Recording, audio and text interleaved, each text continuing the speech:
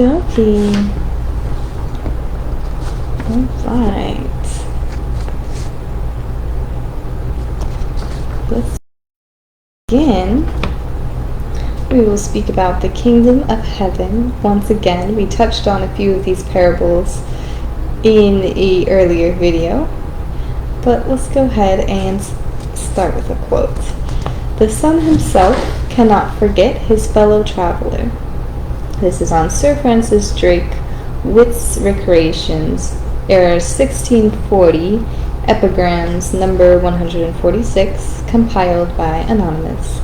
But the Son himself cannot forget his fellow traveler.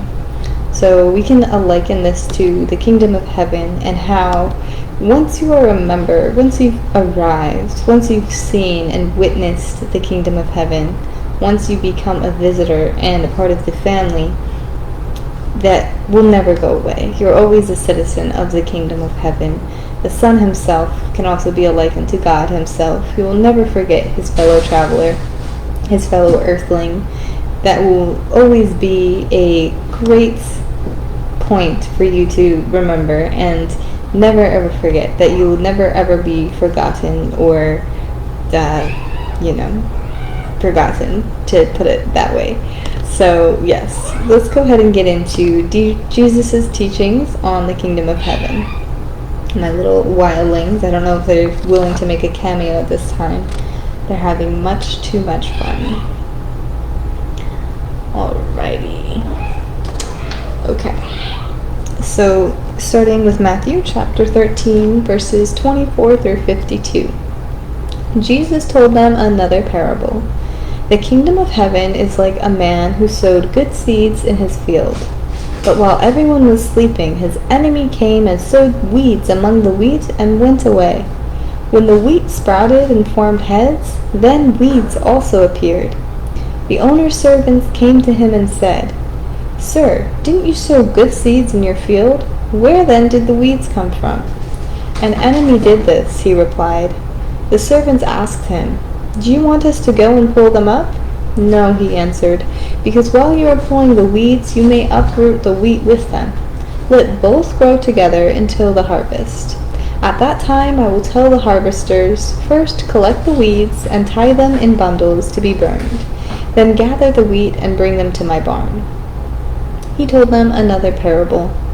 The kingdom of heaven is like a mustard seed, which a man took and planted in his field. Though it is the smallest of seeds, yet when it grows it is the largest of garden plants and becomes a tree, so that the birds come and perch in its branches. He told them still another parable. The kingdom of heaven is like yeast that a woman took and mixed into about 60 pounds of flour until it worked through all the dough. Jesus spoke all these things to the crowd in parables. He did not say anything to them without using a parable. So was fulfilled what was spoken through the prophet. "I will open my mouth in parables. I will utter things hidden since the creation of the world." Then he left the crowd and went into the house. His disciples came to him and said, "Explain to us the parable of the weeds in the field." He answered, "The one who sowed the good seeds is the Son of Man. The field is the world, and the good seed stands from the people of the kingdom. The weeds are the people from the evil one, and the enemy who sows them is the devil. The harvest is the end of the age, and the harvesters are the angels. As the weeds are pulled up and burned in the fire, so will it be at the end of the age.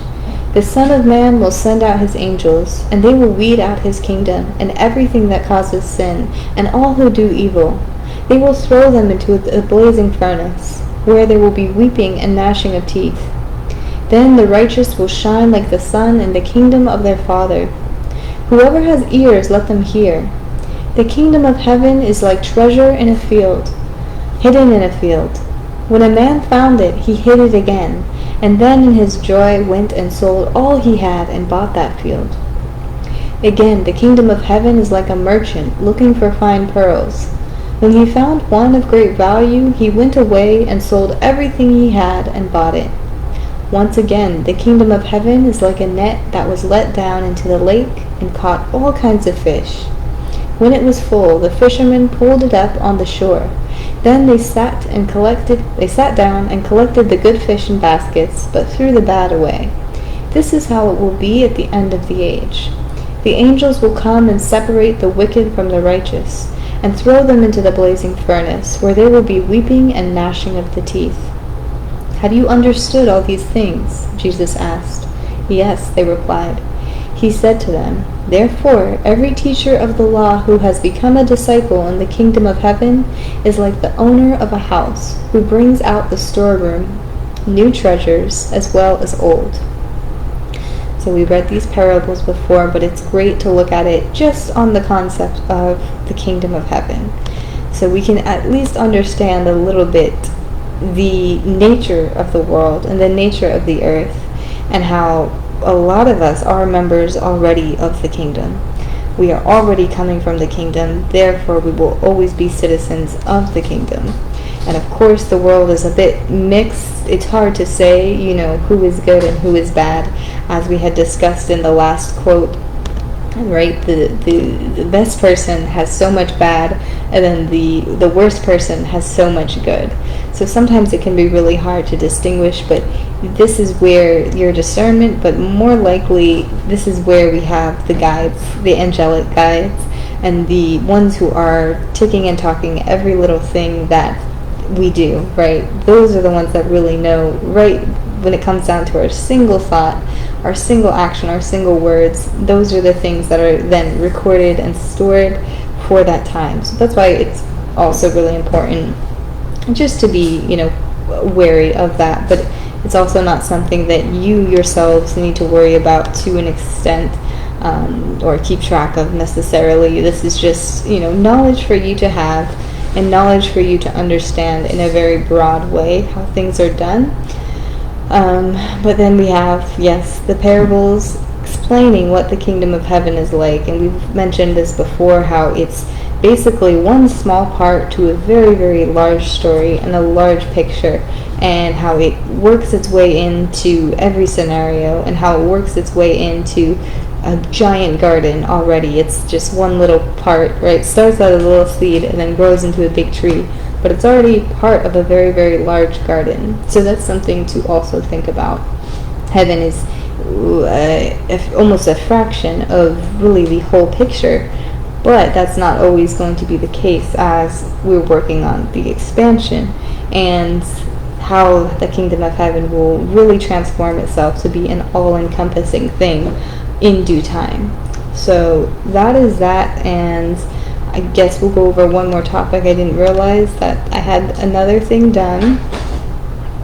This is another short topic, so I'm going to get right to it after this video. Catch you in a second.